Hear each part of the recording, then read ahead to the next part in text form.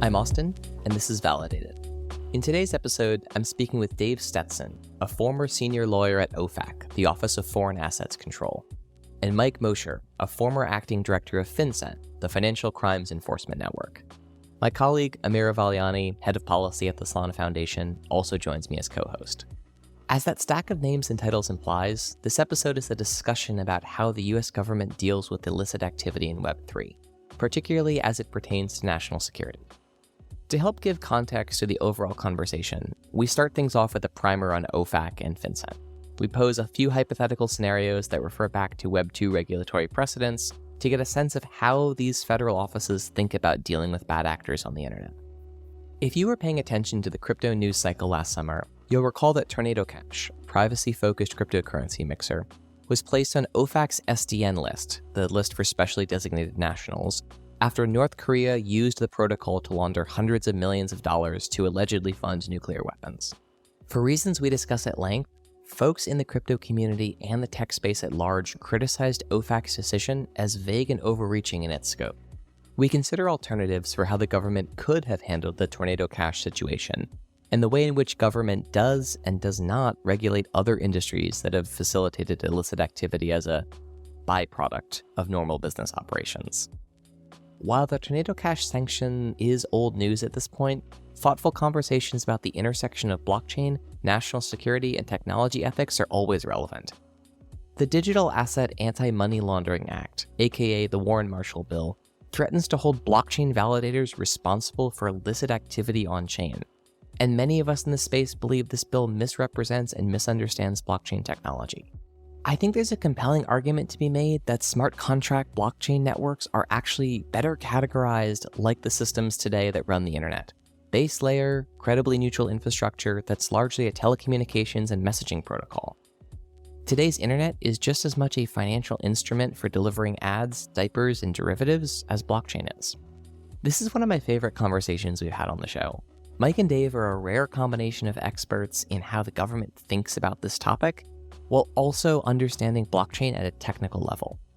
For those looking for a vision of what positive sum engagement with regulators could and should look like, I hope this episode can be a template. As always, send us your thoughts and suggestions at validated@solana.org. Let's dive in.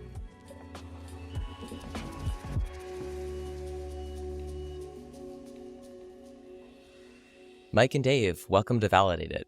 So I want to start out with, what are FinCEN and OFAC?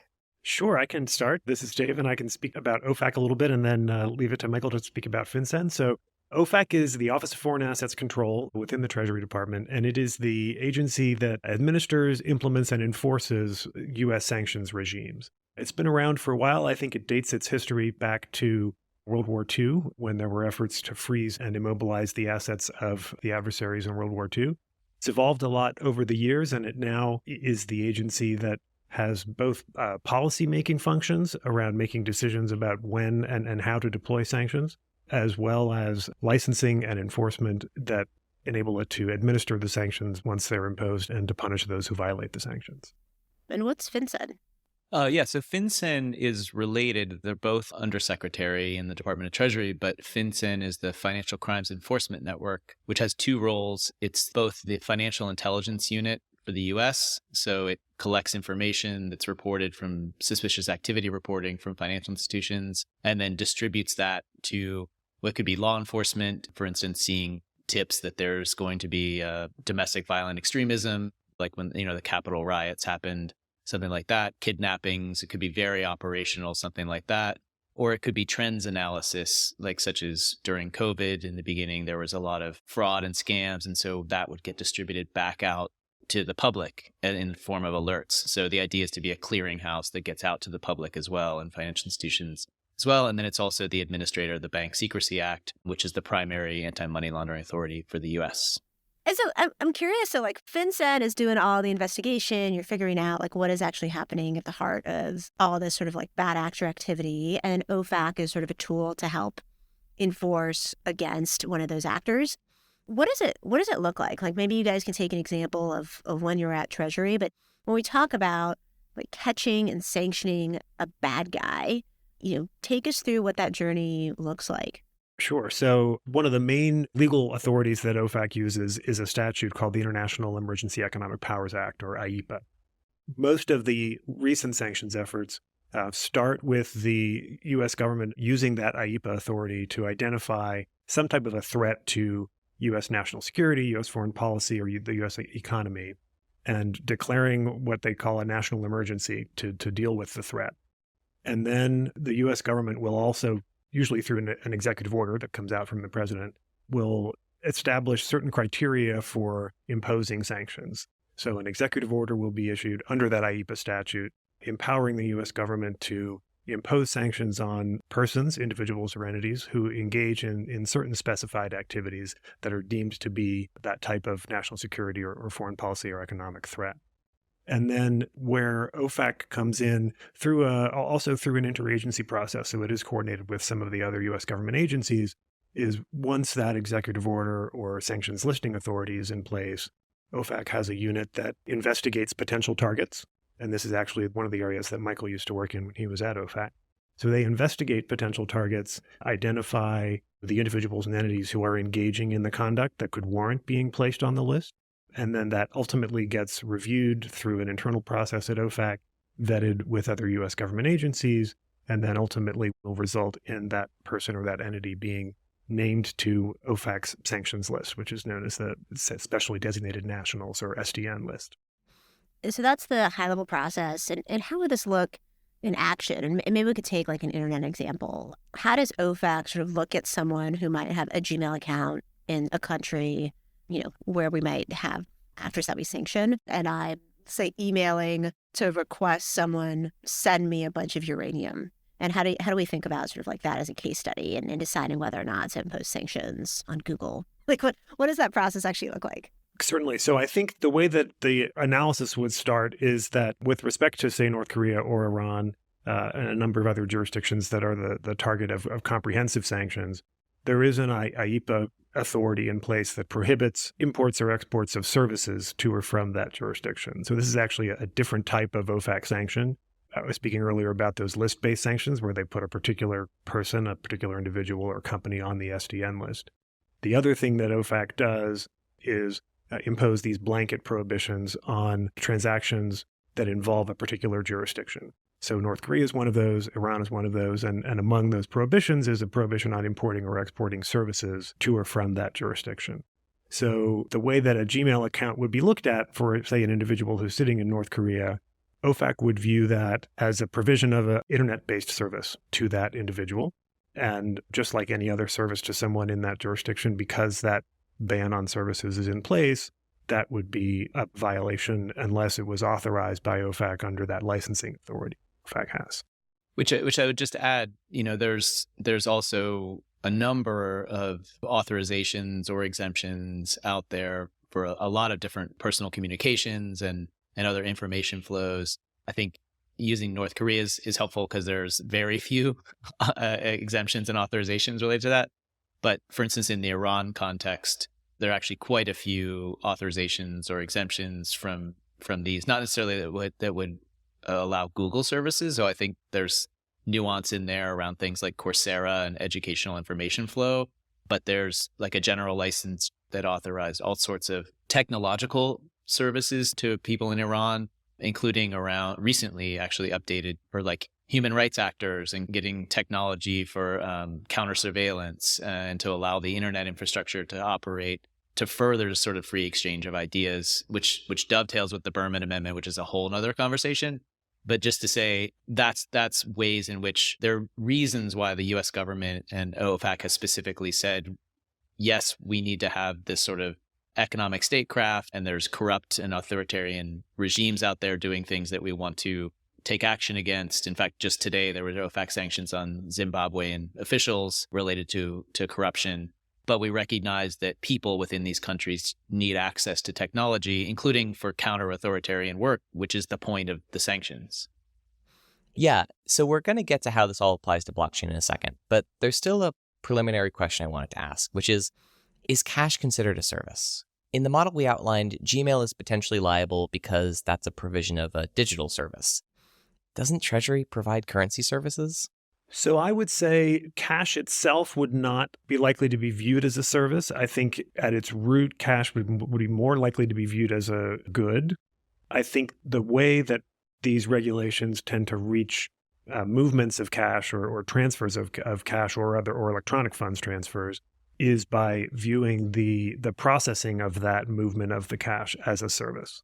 Yeah, which actually, Austin, I don't know where you were at it because I'll let you do it, but I'll just say this leads to some really interesting conversations to the extent that you consider like Bitcoin or crypto cash-like because it can be peer-to-peer and basically essentially a bearer instrument.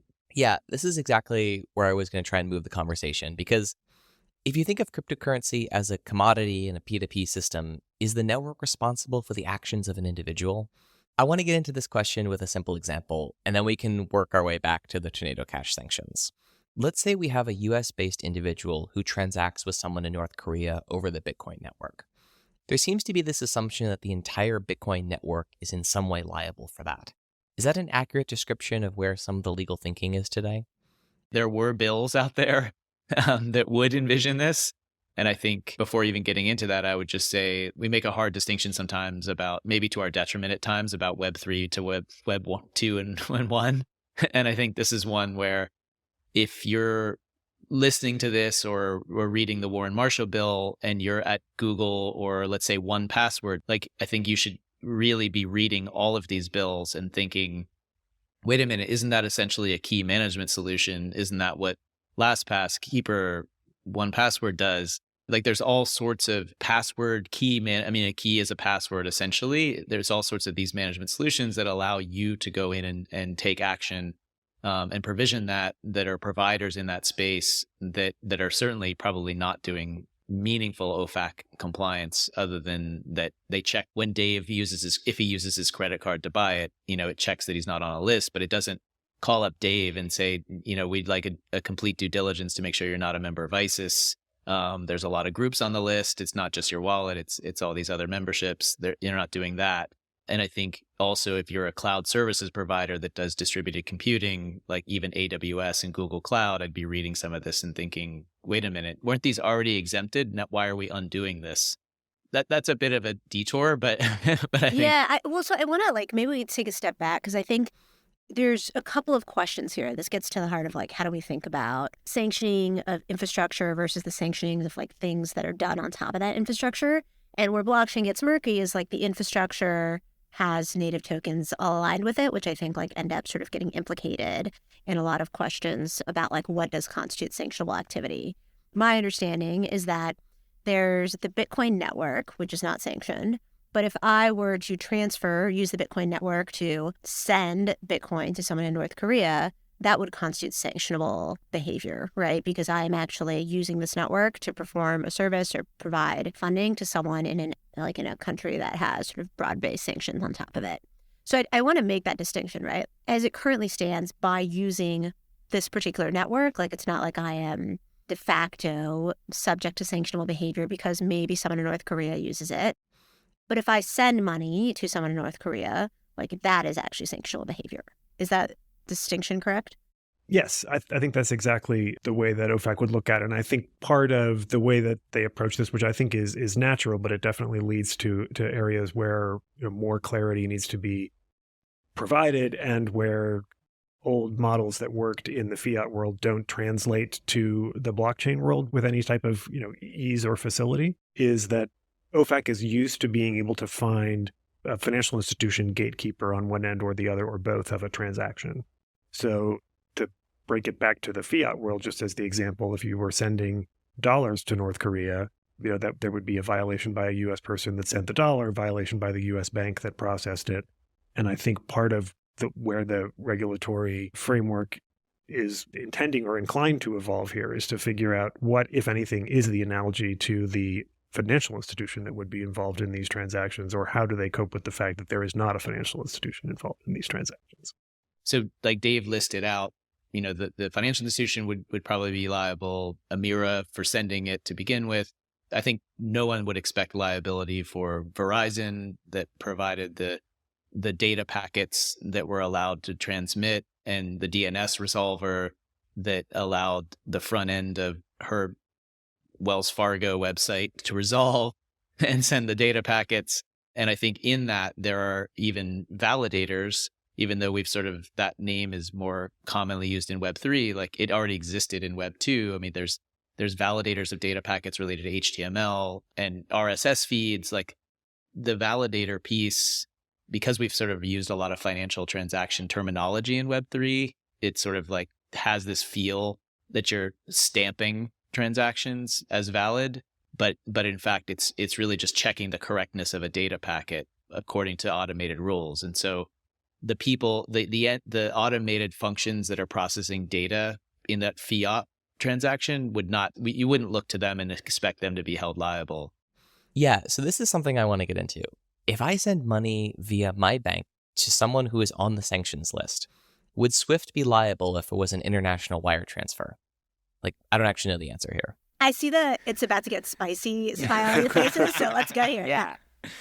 Right. So I would say SWIFT, and I think this goes to exactly the distinction that we've been speaking about here, right? Because SWIFT is, I think, sometimes sort of misunderstood as the entity that actually moves the money, but the T in SWIFT stands for telecommunication. The only thing that SWIFT is doing is it's a messaging platform between the banks.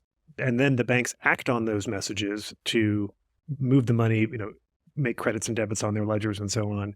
So the only thing that SWIFT is doing is providing a communication channel between the banks with respect to the movement of these funds. So I would say in that scenario that you raised, Austin, that SWIFT would not be liable. Okay, let's roll up one level higher. Let's talk about a situation where Amira sends Ethereum from her wallet via Tornado Cash to someone who's on the sanction list. The function of Tornado Cash here is it's a messaging protocol. Like, one of the core things about blockchain is the coins never actually move from one wallet to another wallet. We're just reassigning ownership, and that ownership is reflected in the blockchain's ledger. So why is Tornado Cash seen differently than SWIFT in the previous example? Can we actually back up really quick before we get into Tornado Cash? Because I think these distinctions are really important. Yeah. So in this example, I use Ethereum to send ETH to someone in North Korea. Is the Ethereum network liable in that case? Or is it sort of similar to SWIFT? Like, where do you come down on the network itself? I think the way that OFAC or the U.S. regulators would look at that would be to focus in particular, because they only have jurisdiction over U.S. persons, right? To focus on whether there were U.S. actors involved in that network and whether they were in a position to identify the fact that the beneficiary of this transfer was in the sanctioned jurisdiction. And then because the overall expectation of OFAC in this in sanctions compliance generally is to have a risk-based compliance program, I think they would say that U.S. persons that are involved in that transaction that have the ability to discern that it's going to North Korea should be putting in place some type of a risk-based compliance measure to interdict and prevent that. Now, of course, one of the hallmarks of these technologies is that you aren't going to know that it's going to North Korea. And so I think the regulators don't expect U.S. persons to achieve the impossible or to know the unknowable. It sometimes does feel like they do expect us to know the impossible, though. And this is speaking as someone who's not in the regulation trenches day to day, but as someone who sees their effects. One of the things I'd love to do as a thought experiment is this. How could Treasury be liable in a situation like this? You can make an argument that Treasury has not done everything it could to stop the use of cash in the drug trade. Obviously, there's huge amounts of money that have been spent trying to stop the drug trade, but from a technology standpoint, we know there's a lot more that could be done. And it's no coincidence there's more $100 bills in circulation than $1 bills. They fit in a duffel bag really well. Like, there are technologies we can incorporate into the $100 bill to prevent them from being used as part of the drug trade, like chemical trace signatures, other sorts of things. But Treasury hasn't implemented them. And now when you turn around and look at the way some of these crypto regulation bills are being written, it does feel like there's a bit of an impossible request being made to blockchain networks that doesn't seem like it's being made to other actors in the financial system. Yeah, there's a lot in there. I mean, it feels like maybe we should go to Tornado Cash first, because I think that's like maybe most responsive to the set of questions. And as someone who's like a former sort of national security professional, it's like really helpful to get the perspective of someone who's like never touched government before, right? To be like, all right, like, I don't like Treasury doesn't actually like I don't know what Treasury's obligations on the drug trade. There's a bunch of agencies out there, like FinCEN is part of this. But so let's actually talk about Tornado Cash. So like maybe Mike or Dave, it'd be good to just have, maybe Mike, we'll throw it to you. Like, what happened in Tornado Cash? Like, just like from the facts perspective, like what did Treasury do here? And then we could talk about whether or not it feels valid. Sure. Yeah. So there were two actions, actually. First, August 8th of last year, OFAC sanctioned Tornado Cash, and that was sort of defined in the original listing for its alleged role in laundering. Actually, it was over $455 million worth of cryptocurrency stolen by a North Korean-linked hacking organization called Lazarus Group. And Lazarus Group has been like a very well-known national security issue for quite a long time. And the sense is that 455 million in crypto at a time when, if you remember back, like ransomware was also at a peak. North Korea as an issue was also peaking due to their sort of missile tests. And so the original sanctioning was the first time that smart contracts were sanctioned or designated, listed on the list. Usually there's some sort of, at the very end, this is very technical, but at the very end of a listing, it'll maybe have in brackets, like, here's the program it was listed under, and then here's what it was. It was an entity or whatever it was, or an organization. This actually didn't have that on that one, I believe. And at the time, it was sort of a I think it's including tech folks that were beyond crypto, were looking at this as like code being sanctioned and designated. There wasn't really a huge description of the organization itself, or what does that mean? Is it the smart? A lot of people took it to be that the smart contract was being designated, and then I think maybe Dave and I were more in the weeds, thinking like, oh my gosh, wait, is it block property or is it designated? Like, what does this mean? Is it property? And then leading to all kinds of conversations about First Amendment. Is this code is speech? What about code? And then like commercial speech, like, well, what about code that's active and involved in commerce in some form? But I think the big move was that in prior cryptocurrency related designations, it was wallets. So you suddenly moved to like an actual smart contract. And that has all sorts of implications for even the implementation of sanctions and the enforcement, one of which, well, let's get to that in a second. But let me get to the second designation, which was, they did there were some lawsuits, as Amira noted, which is not totally unusual for OFAC, particularly in a national security situation, which we had with North Korea at the time, is to move pretty quickly and then go back and spend more time sort of reviewing the record and seeing if there's something that they want to make clearer or update or tighten. And that's what they did on November 8th of last year, where they delisted and redesignated Tornado Cash. And this time they sort of broadened the justification, emphasizing that it was specifically supporting North Korean hackers, including made the tie of how that was benefiting the weapons of mass destruction program in North Korea. So sort of shoring up the justification for it. And I think the other piece of it that's relevant to all this is that they sort of named it as an entity and put out an FAQ that also sort of explained, like, if you've been dusted, we're not going to take enforcement action on that. And you can potentially get a license to get your money out if you have money in there. So sort of trying to address the collateral impact issue, and then also addressing the sort of what is sanctioned, reminding people no developers were sanctioned or designated, put on the list. This was an organization. And basically saying this is an unincorporated association, which in many ways would harken back to Austin's narco groups that are also not incorporated, or they are with front companies in Delaware, probably. But they're, as a function, they're not incorporated associations. There's a lot to dig into that even itself, I think, because while it's true that OFAC has designated unincorporated associations before, Dave will know even better than me because he's seen thousands of these packages. But like, that's not a, hey, we all decided that Amira and Austin are together and they probably work together. They probably have an unincorporated association. It's like you actually lay out, this is how these people are operating towards a common goal. This is how we know that their interests are aligned. There's essentially a command and control element to this. Like, it's not just sort of picking people out and deciding that they're an unincorporated association. In fact, in the Russian organized crime space in particular, there's been a lot of debate about different groups being designated of like, well, are they really a thing that operates with a common interest? Or is it just that occasionally their interests collide and they might even align or they might not? And is that right to call it an association? Well, also in this case, like what is the association? It's like a bunch of code that's been deployed to GitHub and used to process these. Yeah, I think that's part of the question. If you're looking at it from OFAC's perspective, I think they would say the people who contributed to this code that they saw as being a mixer that was going to be used to obfuscate $455 million worth of cryptocurrency by North Korean hackers to support the WD program, that they all knew what they were making and they made a mixer on purpose. I think the thing that makes it surprising if you look back into the history of OFAC designations is also, well, okay, but even Chainalysis, who had the most negative assessment of how much illicit activity was going on, and others had less, but they said around 30% of it could be tied to illicit activity. But that means 70% of the users were at least not identifiably engaging in anything illicit, that's an enormous amount of collateral impact that I wouldn't necessarily expect. The challenge I have with this is there's no question that Tornado Cash was not built to help North Korea. In no world is there any evidence for that. It just happens to be how the thing was used. And to me, it doesn't seem much different than London real estate or New York real estate. These are properties that are not built to be an offshore stash for the wealth of Russian oligarchs. They just happen to be.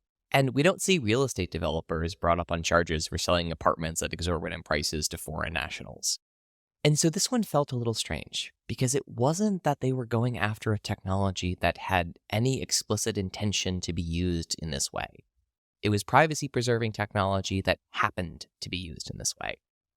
You know, it reminds me a lot of the encryption debates that go on every 20 years when someone in law enforcement and Congress decides we need to break end-to-end encryption. They drum up all kinds of reasons for it. This happened in the 90s, this happened again after 9/11, this happened again a few years ago. And so I wonder, how much of this is good faith and how much of this is security apparatuses trying to do what they do, which is always accumulate more information and more power? I'll jump in here and I'll defend the U.S. government, which is like sort of an interesting hot take. I think like what this really gets into, your point, Austin, is like what I hear from a lot of folks I talk to who are sort of working at the intersection of national security and crypto is this accusation of decentralization theater, right? Like the idea here that I think you're raising is like, it's just code, like these things are out there for people to use, like there's no intent built into it. It's like kind of crazy to hold like an individual or sort of an organization liable when it just sort of exists in the ether the same way that like this cup exists. And I think like the big accusation from the government's perspective is sometimes like the industry makes itself out to be way more decentralized than it is, right? And there actually are points of failure. Like this isn't sort of a thing that just exists in the ether, no pun intended. It is something that like people can actually take action behind. And so, you know, I think what's really interesting is in the original designation, the Undersecretary of Treasury, Brad Nelson, said, despite public assurances otherwise, Tornado Cash has repeatedly failed to impose effective controls designed to stop it from laundering funds from malicious cyber actors on a regular basis and without basic measures to address risks. This is super interesting. It means that like, you know, he went there and he was like, we've had communications with Tornado Cash, or at least we've tried to communicate with this organization, implying that there's an organization there. And they didn't actually take steps to, you know, to comply. And so the question there is, you know, from the perspective of industry, like what's actually the threshold at which it no longer makes sense from the perspective of someone like, you know, an Undersecretary of Treasury to engage directly or expect a response and just believe that these things are out there to be used. I think the part of the thing that was, and this is why it seems a bit odd to me, the route that went, it was just that Tornado Cash itself was explicitly using the free Chainalysis API to do some form of like the basic sanctions blocking. And so it seemed odd to go right to designation. And maybe there were conversations that we don't know about. But I feel like in a normal situation, well, when I would go to Dave Stetson to clear something, he would not have cleared a package for me if I said, Dave, no big deal. There's a bunch of U.S. persons involved, which we know because they're on Twitter and they're saying that they're affiliated with Tornado Cash.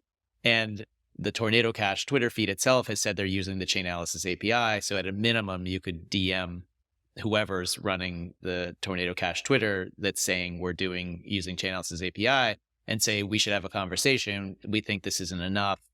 or, we get it that there's a lot of legitimate users, just like a VPN, but 30% is just too high and 500 million is too much. And we need to come up with, let's work together in some form. I think if I went to Dave and said, there's US persons involved, we're just going to sanction them, he would say, no, you're not. But we can, I could be wrong, but we'll have a conversation with Department of Justice probably. And then I think it would be, and then we would also go into this collateral impact analysis of like, well, wait a minute, you're saying it was designed. I mean, Austin mentioned this as well, and Amira, but like you're saying this was designed to aid North Korea, but 70% of it was not tied to illicit activity. So it's either failing miserably or something's happening. Although I still think if 30% of Wells Fargo's activity was illicit, something would 100% happen. I don't think it would be a designation, but there would be something. So let me turn over to Dave. Right. Well, I think on that point, I think that's a really interesting issue to explore in terms of, I think that in making these types of listing decisions or designation decisions, I think OFAC is much more focused on the consequences of what quote unquote organization is doing than on the intent that was behind its establishment or its creation. And I think that certainly leads to a lot of overbroad consequences when these listings happen. But I think that's something that OFAC accepts as inherent in a lot of their sanctions listings. So, they put major Russian banks on the OFAC list in response to the war in Ukraine. The largest retail bank in Russia is on the OFAC list. Probably 98% of the deposits at that bank have nothing to do with the war in Ukraine, but OFAC froze 100% of the assets of that bank within U.S. jurisdiction because they found that it met one of these criteria for a sanctions listing. So I think they don't think that it's a necessary factor for the code or the organization or for the activity to have been initiated with the purpose of helping North Korea or a bad actor. If the result is that they're helping the bad actor, that's enough for OFAC to want to take action.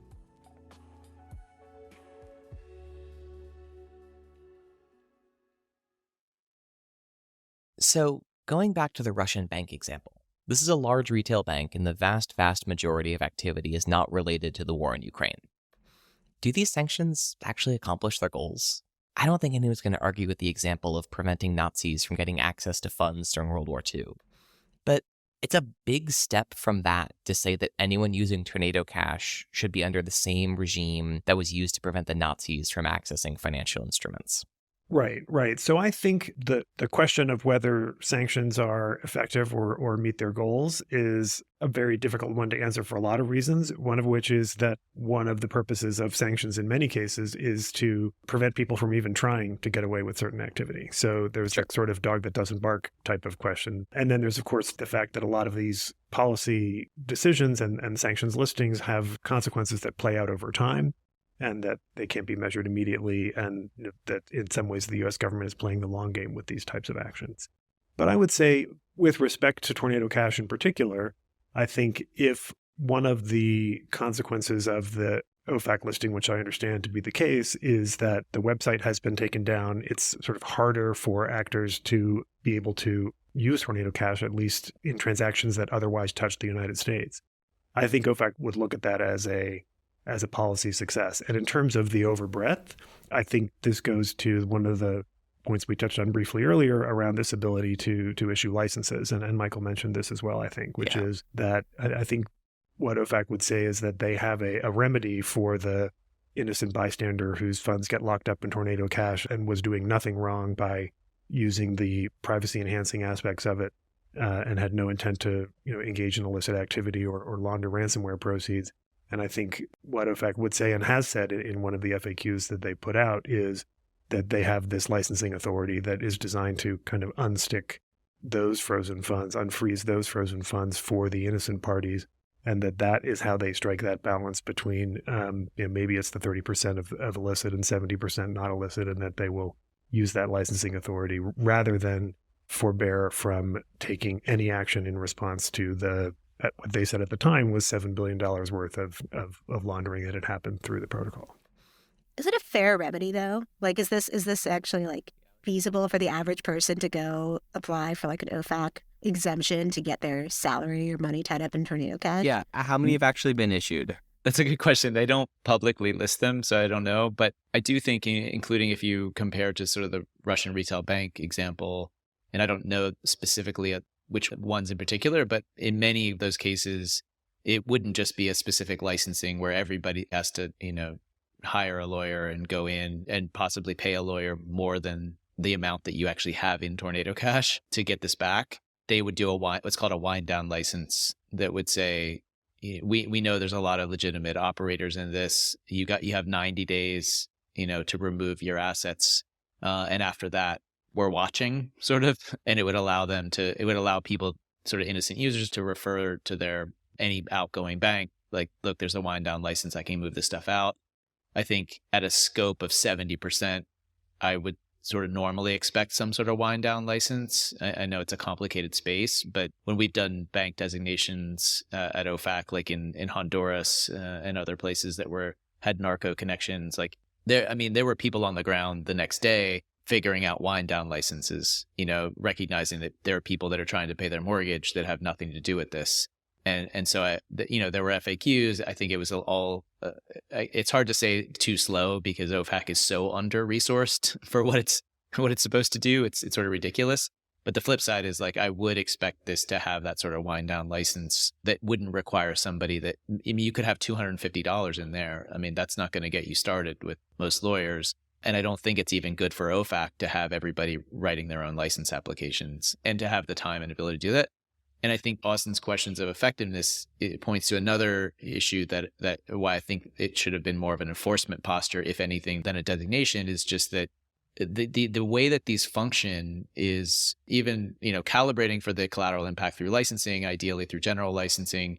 These are behavior change mechanisms, not punishment, like explicitly. And so, like, to even be asking the question, did they work, is like you're asking that because that is the purpose, is to change behavior. So it's unclear how sort of an immutable smart contract is going to change behavior and how it could ever get delisted. So it seems an odd tool to use if you're presuming that there's no way that it could get off the list, which also means that all those the 70% of people, unless they're going to shell out to hire a law firm to come in and get a specific license or spend the time learning OFAC to do that they're just locked in there potentially indefinitely. And so it's a complicated one because, like, as Dave rightly points out, well, from a total practical standpoint of was it effective, like the liquidity has precipitously dropped in Tornado Cash, and there aren't many licit users that are going to go to Tornado Cash, even though it's the perfectly legitimate means for 70% of the users to, like, be a dev doing some work that didn't want to, once they got paid $250, now whoever paid them now knows their wallet address for life.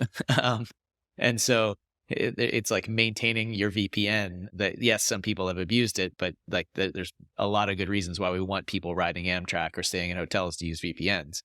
And so I think normally you would have, like, it's effective, yes, in that, like, it dropped the liquidity, but effective in that it could ever be delisted.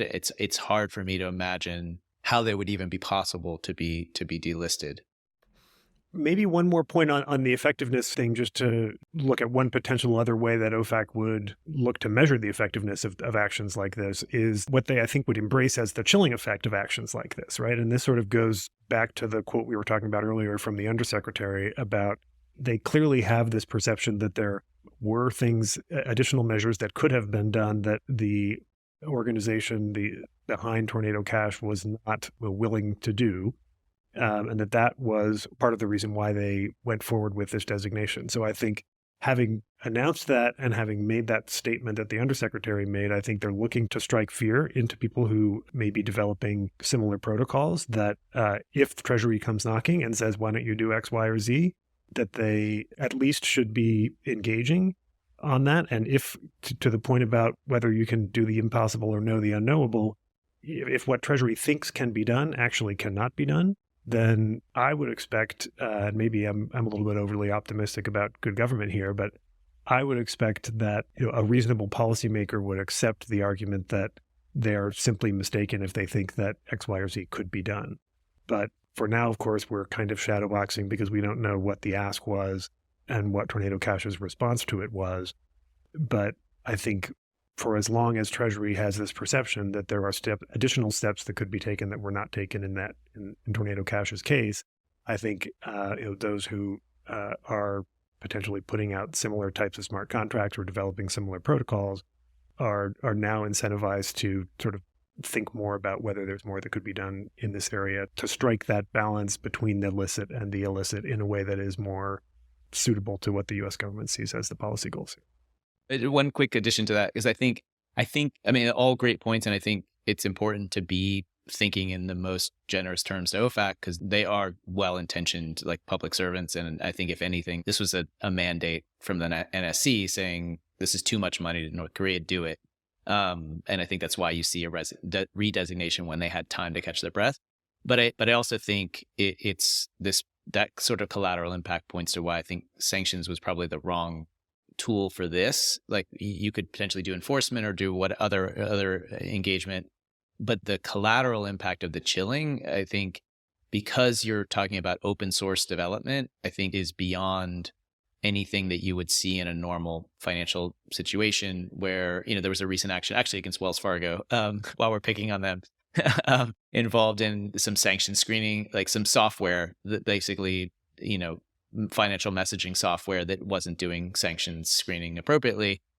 This wasn't like Linus Torvalds and 100,000 other people that put in one little pull request to GitHub. They didn't know what exactly it was going to be used for.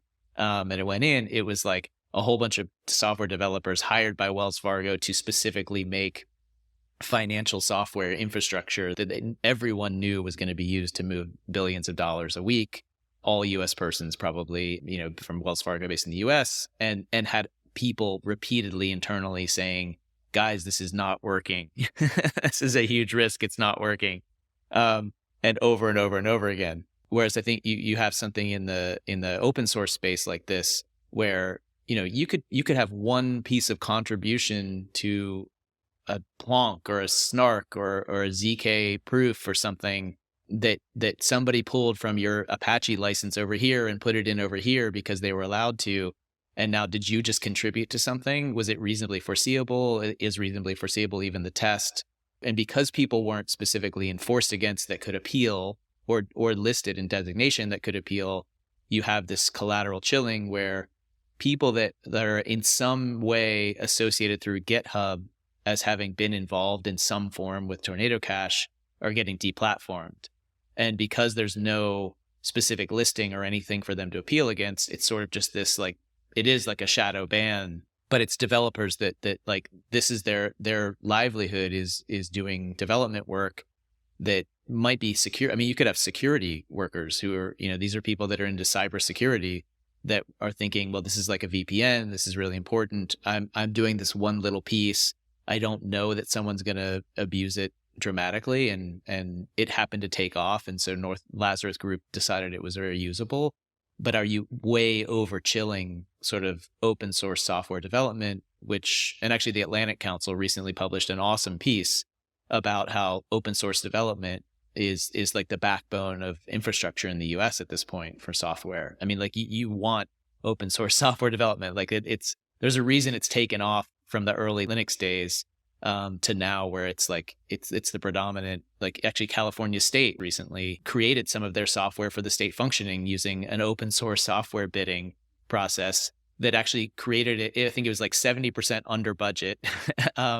And then when it was code audited, people said, actually, this is fantastic. Like it's just had like a million eyes on it and is some of the best stuff out there. So I think you don't want to be in a position of chilling people from feeling like I can't contribute in even a small way. Like, sure, if you get, in the way that OFAC has traditionally functioned, you have the sort of, even though intent is not a specific part of it, you have what's, these are circumstantial indicators that somebody built something to specifically launder for North Korea or whatever. I think that's a different situation. But I just think the percentages here are a bit off. And there's no question that 554 million to North Korea had become an unacceptable amount. So I think I really see this as a North Korea action, not an attack on devs by any means. It's more that the collateral impact, I think, to me is sort of over the line. I want to make sure that we pivot in the last few minutes to talk about this new Warren-Marshall bill, because I'd love to get both of your takes on it and sort of how we think about it, because it's another more legislative approach to tackling illicit finance and crypto. And so this bill, was first released at the end of last year, and it's expected to be re-released anytime now. And basically what it seeks to do is categorize validators, miners, I think MEV searchers are even in the bill, or past versions of the bill, as financial institutions that are subject to Bank Secrecy Act obligations. And this is, my impression of it is it just feels like it misunderstands sort of like how this technology works. But then, I go in and I chat with folks who are sort of authors of the bill, and they're quite adamant that this is, same rules, same regulations as we have in the financial system. And, Mike, I know you and I have talked ad nauseum about why this may or may not be same rules, same regulation. I'm curious, is it the same rules and same regulation as the financial system, or is this actually, are they thinking about things pretty differently from how we traditionally think about categorizing validators or messaging platforms, for example?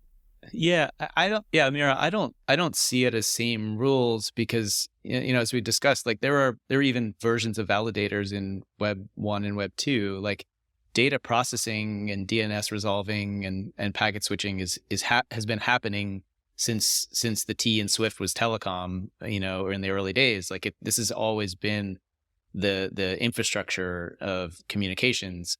So we may have done it to ourselves a little by calling things wallets instead of key management, but I don't think this is same rule, same risk. And also, I think that's the way you frame it is good, because the point should be, what are the risks and how do we address them? Not let's make everything a financial intermediary, and ICANN, LastPass, and Google Cloud can all become like JP Morgan. Everyone will have a 3,000 person compliance department that's reading everything, and it will be completely safe. Because I think the reality is, coming from a national security background, it's just things are just going to go darker in other ways. So that's not going to be the answer to it. So it shouldn't be, let's make everything fit the old rules. What's the risk that we're trying to address here, and how do we address it?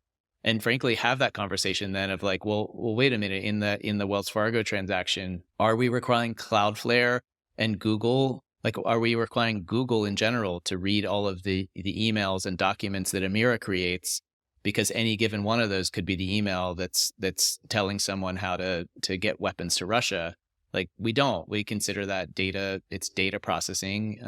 And they shouldn't give the account directly to Vladimir Putin, but they aren't reading they're reading all of Amira's emails to sell her things, but they're not reading them for sanctions compliance. So we've decided under the old rules, it's okay for marketing, but we're not going to do it for sanctions compliance. To suddenly say, okay, now packet switchers and syntactic validators for code to make sure there aren't errors in it, you should be giving everybody a frisk before they send it. It just seems like a strange way to approach it when the risk hasn't been defined. Right. I'm just going to just pick up on that point about the risk being defined and going back to that notion of risk-based compliance being that sort of each actor, particularly each U.S. actor, is expected to put in place mechanisms that respond to the risks that are identifiable to them, and that there's a rule of reason with respect to that as well. So, one of the examples that I often give is, in theory, if an individual who's on the SDN list shows up at a Starbucks in New York City and wants to buy a coffee, it's prohibited for Starbucks to sell that person a coffee. Does Starbucks take everyone's name and screen them against the SDN list before they hand them, a venti Pike Place? No, they don't. And so there's a bit of a sense of, just because information is accessible to you that you could use to deploy for sanction screening, and maybe it is, IP address information with respect to a transaction that's happening on the blockchain, OFAC has said in a number of cases that where that information is being collected, there's a strong presumption that it should be used for sanctions compliance purposes.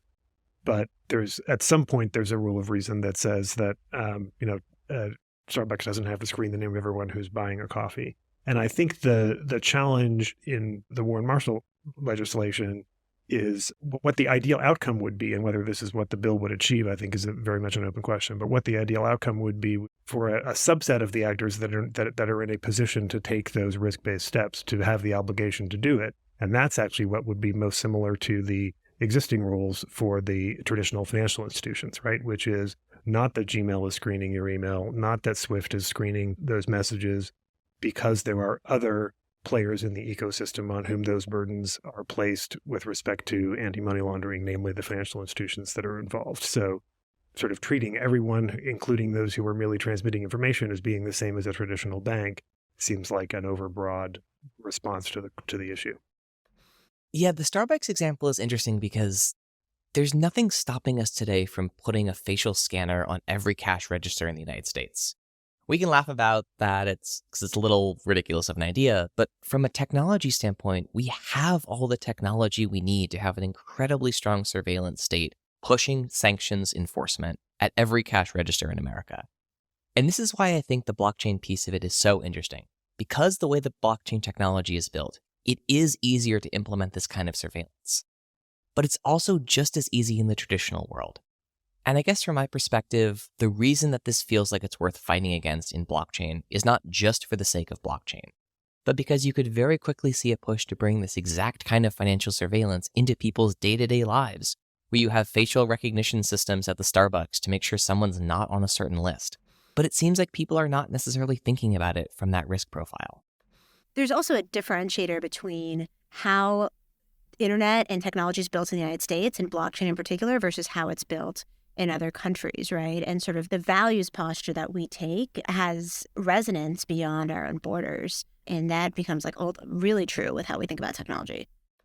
Yeah, I think so. I mean, this is why two things. I think that's why, one, I think the bill should be defining the risk, and why the response to that is the right cost benefit analysis, which I think is why we don't have, I mean, the Chinese method of sort of facial scanning and everything is electronic state controlled money, like makes sense for them, I guess. But I don't think, I mean, I think it's demonstrable that that is not sort of the foundation of the US as a hub for personal sovereignty, which has led to the innovation that's made the US sort of an economic powerhouse, or at least an innovation powerhouse to date. And I think that's the sort of cost benefit that it has to be made. And I think it's also, when you're not defining the risk, it gets easy to sort of make fixes that fit whatever you want. But we spent years with listening to folks complaining that the reason that ransomware was happening was because of crypto, including those of us in the national security space saying, no, actually, it's a cybersecurity issue. And in FinCEN, in fact, we convened a bunch of people and said, we're not going to take action on crypto. We're actually going to treat the cybersecurity issue, which is bringing in cybersecurity experts, and let's build a better infrastructure that resists ransomware. And in the last crypto crime report from Chainalysis, crypto payments to ransomware were down 60%. And if you look at what was it that led to the payments being down 60%, it wasn't because we banned crypto. It's because people focused on proper cybersecurity so that they didn't have to pay to begin with, which was insurance companies saying, we're not going to insure you unless you do vulnerability testing, unless you do multi-factor authentication, unless you do data backups.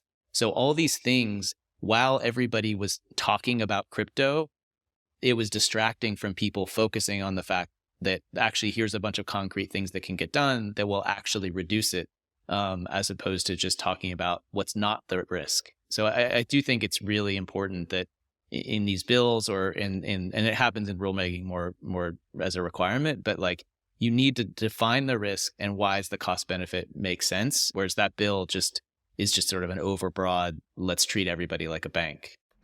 Yeah, I really like where we've arrived in this conversation, because we're really getting to the principles of how do we weigh values like privacy against, some of the changes that technology could usher in. And this is something that's applicable not just in blockchain, but across the board. So appreciate your teasing this out with us, guys. Validated is produced by Ray Belli with help from Ross Cohen, Brandon Ector, Amira Valiani, and Ainsley Medford. Engineering by Tyler Morissette.